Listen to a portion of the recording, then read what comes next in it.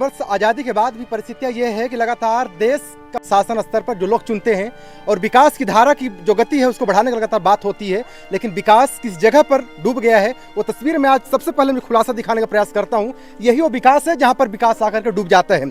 ये मैं बता दूँ, ये तस्वीरें कोई पिछले वर्ष की तस्वीर नहीं है, न तो ज़्यादा बाढ़ हुई। अभी हाल ही में क्षण मात्र के केवल बारिश हुई और बारिश मात्र से ये हुआ कि हरिजन आदिवासियों की जो बस्ती होती है पूरी तरह से डूबने की कगार पर आ जाती है। ये पहले वर्ष का मामला नहीं है। ये मैं बताऊं, यहाँ से विधानसभा पूर्व जो अध्यक्ष रहे हैं मध्य प्रदेश शासन के, वो भी इसी क्षेत्र से आते हैं और आज भी इसी क्षेत्र से विधायक है। इस उम्मीदों से ये लोगों ने चुना था कि शायद इस बस्ती की जो समस्या होगी कभी दूर हो जाएगी।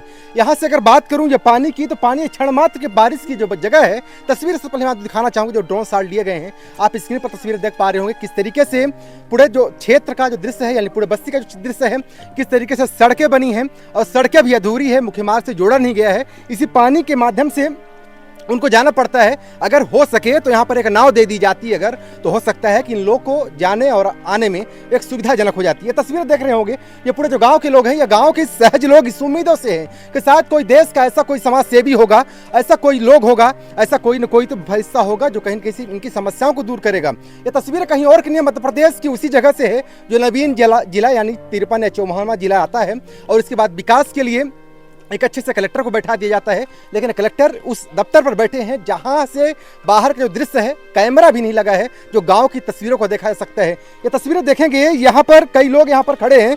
हालांकि इन लोगों से हमने पूछने का प्रयास किया कि आखिर यहाँ पर क्यों खड़े हुए हैं, क्या कोई कष्ट या तकलीफ ऐसा आप लोग को महसूस नहीं होता है। तो इनका एक ही आवाज़ थी कि हमेशा जब भी बरसात आती है, हमेशा यह एक जो दर्दनाक एक कुआं है, मौत का कुआं है, वो कुआं हम हमेशा देखते हैं। रात में निकलना होता है, दिन में निकलना होता है, बच्चों को शिक्षा के लिए भेजना पड़ता है। इसी रास्ते से यही एक हमारा दिनचर्या बन चुका है, इसलिए हमें कुछ हो नहीं सकता है। हालांकि पूरा जो दुनिया पानी में त्रस्त था, यहाँ के बच्चे जो तस्वीरें आप देख पा रहे होंगे वो पूरी तरह से मस्त हैं।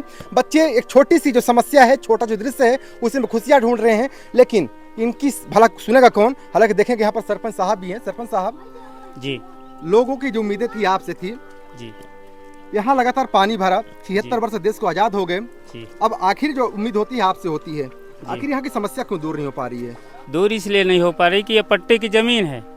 अब पट्टे की जमीन है, ये तो रास्ता के लिए है। ये पानी की समस्या पूछ रहे हो, पानी की समस्या के लिए क्या है कि इसमें ज्यादा गड्ढा है, पानी की निकासी किसी प्रकार कहीं से नहीं है, बंद है और बीच में पानी भरा है। अब पानी जो भरा है और ज्यादा वर्षा होती है तो ये बस्ती डूब जाएगी, क्योंकि 2 साल से वर्षा पिछले नहीं हुआ है। अब इस वर्ष में थोड़ा से हल्का वर्षा हुई है, ये पानी भर गया है। इसके अलावा कोई अन्य रास्ता विहीन है, कोई रास्ता भी नहीं है। यही मेन रास्ता है कि जो पानी में हिल कर आते हैं। मान लीजिए कोई डिलीवरी केस में औरत हो, कोई घटना घट जाए, किसी को सांप या बिच्छू या कोई किसी प्रकार के बीमार हो जाए, तो रात या विरात में इतना भरे पानी में आने और जाने में कितनी बड़ी मुसीबत है मैं जानता हूं। किंतु इसका पानी की निकासी के लिए और रास्ता के लिए मैं चाहता हूं, किंतु ये पट्टे की जमीन होने के कारण मैं रास्ता नहीं निकाल पा रहा हूं कि रास्ता निकल जाए। इसमें अगर माटी पटा दिया जाए 500 टाली, तो ये कम से कम ऊपर आ जाए तो इसका पानी की निकासी हो सकता है। और साइड से जो पूर्व दिशा में दिखा दे रहा है, वहाँ से खोद करके इसका जो है तो नाली निर्माण करा करके इसका पानी की निकासी की जा सकता है। किंतु ये पट्टे की जमीन होने के कारण इसमें न हम मट्टी धर सकते हैं, न इसको खोद सकते हैं।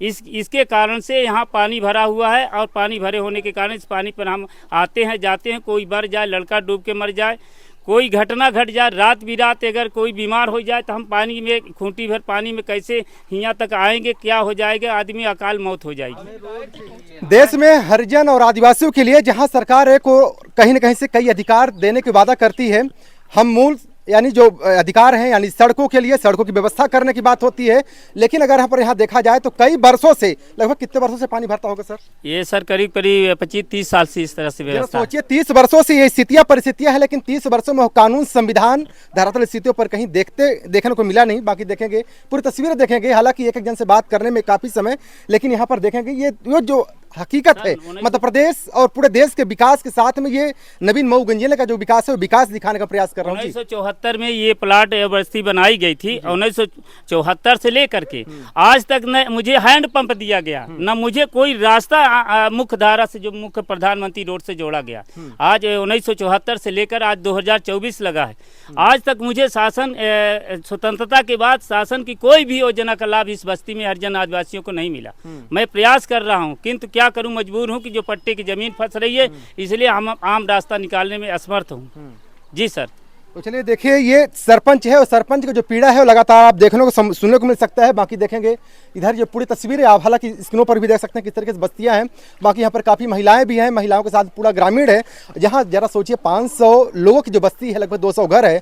200 घरों में जिस तरीके से, हालांकि काफ़ी लोगों से हमने आप कैमरे में बात किया, घरों में पानी घुस जाता है। किस दिन कौन सा घर गिर जाएगा, ये साथ संवेदना उस वक्त याद आएगी जब कोई न कोई बड़ा एक हादसा हो जाएगा और हादसा टलने के बाद में पुनः वही स्थितियां जो आज वर्तमान में सामान्य सी हो गई हैं, वो ठीक स्थितियां देखने को मिलेगी। हालांकि चलिए इन तस्वीरों को लेकर के, ये विकास को लेकर के, ये बाढ़ नियंत्रण कक्ष जो बनाए गए हैं, वहाँ के हकीकत को आप क्या कहना चाहेंगे, और बाकी ऐसी तस्वीरें आपके आसपास में किस तरीके से हैं वो भी आप बता सकते हैं। बने रहिए पीटीवी के साथ, मेरा सवाल।